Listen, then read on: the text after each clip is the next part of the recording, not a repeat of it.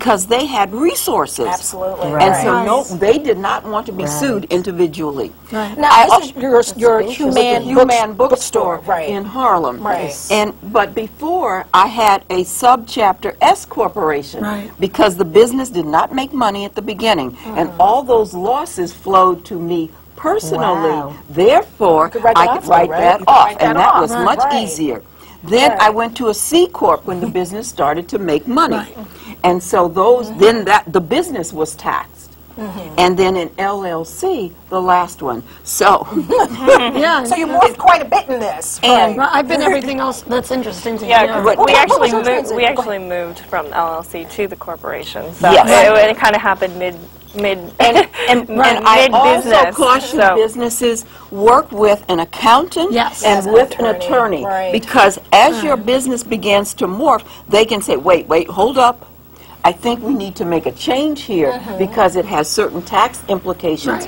When you're starting businesses, who's going to run it? How much percentage will you personally own, and will the partners own, or the shareholders own? How much control do you? I'm the managing partner, so I make the day-to-day decisions. That's so important. Getting a great accountant and lawyer. Yes, I call them my superheroes. Yeah, I mean, I call my accountant. There's so many questions to ask. I email. I mean, it's so important in owning your business.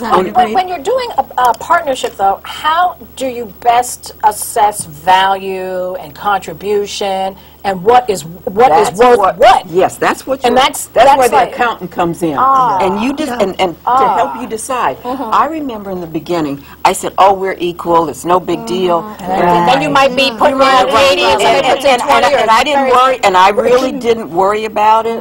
And so he said, "You know, I think you need to own 51% because you bring a little bit more to the table." And she owned 49%. I hadn't thought of that. I thought it was going to be 50-50. Christine, I'd love to ask you what it's like to be a partner with your husband. And then we'll have to wrap. We'll have to wrap. But I'd like to hear that myself. That sounds good. I mean, we've obviously faced the same challenges that any marriage does, just being married. And I think that we actually complement each other very well because we both kind of have the same personality. So we understand. So you complement. Okay. Yeah, because we understand where the other one is coming from when they're upset. Or like we kind of get each other. But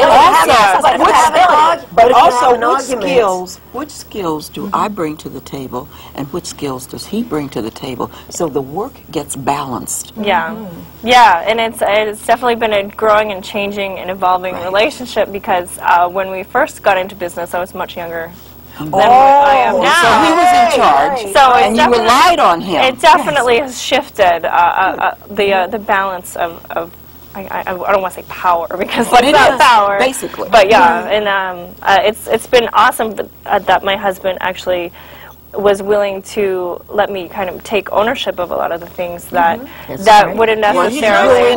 He was extremely supportive. I mean, I couldn't ask for more support. But we're going to have to wrap it. We'll be right back.